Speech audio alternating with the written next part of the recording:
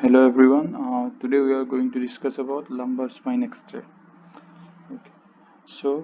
The indication of lumbar spine X-ray is trauma and any lower back pain with radiating pain to both the lower limbs and any non-traumatic pathology like suspected scoliosis.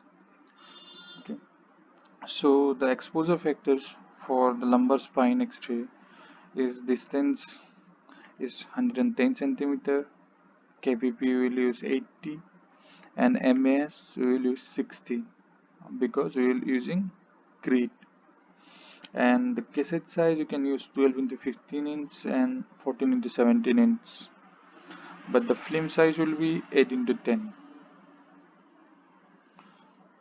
So the two basic views of lumbar spine X-ray are AP and lateral. So first of all we are going to discuss about AP. For the AP, the patient preparation is we have to ask the patient to change his clothes and wear a hospital gown, and there shouldn't be any radioactive substance present in the area of interest. So we'll describe the procedure to the patient before the uh, patient positioning, and we have to ask the patient about the history, and we'll ask the patient not to move during the exposure and hold his breath during the exposure. Then for AP view, we'll ask the patient to lie supine on the table, extra table, and the, we ask him to lie like his median sagittal plane should be at the right angle to the cassette or the extra table, and the patient's midline and the extra table's midline should be aligned. So the anterior superior iliac crest of the patient, both of the iliac crest should be equidistant from the table extra table, and we will ask the patient to raise his hand and place it behind his head to not expose the hands during the exposure, and we will ask the patient to flex his knee a little bit, and then we'll place the cassette inside the bucky, and the midpoint of the cassette should be at the level of iliac crest. Then automatically the upper border will cover the 12th thoracic vertebra and lower border will cover the SI joint, okay, sacroiliac joint. So the central ray is at the umbilicus, or you can say the midpoint of the line joining the iliac crest. So moving on to the next positioning. For lateral, the patient will lie on the side, okay, at any side, and if the patient had the scoliosis, then we will ask the patient to lie on that side which side it has a convexity.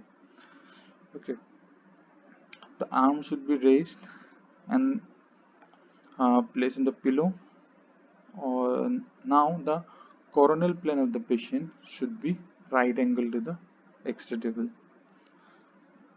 So we can use non-radiopaque substances, pads, to comfort the patient. Okay, it will works as immobilizer also. Then we will place the cassette inside the bucky, and the midpoint of the cassette again should be at the lower costal margin. Means you have to feel the cartilages, means the floating ribs, and at the 12th level, the level of 12 ribs, the midpoint of the cassette should be there. And again, the shear means central ray will be at the level of lower costal cartilage and towards little bit back of the patient, means at the spinous process. And in both the views we have to put a well collimated beam. The beam should be well collimated to include only the spine, not the other parts. You can see here we use collimated beams. These are the radiographs which you get from the dead positioning. This one is AP and this one is lateral. Okay, you can see the beams are well collimated. Only spine, only vertebrae are included, not the other parts. Okay, so in the film you can see this one is the T12 vertebra. You can see the ribs coming out from it. This is L1, L2, L3, L4, L5. Okay, you can see SI joint here. Both the SI joints are included. You can see spinous process. Spinous processes are here. Okay, and these are the intervertebral space where discs are present. In lateral, it is clearly visible, the intervertebral space. Okay, in lateral, you can see L5, L4, L3, L2, L1. Okay, so here this clearly indicated. These are sacrum, it is fused, and this is L5, 4, 3, 2, 1. You can see this space. And then this is T12.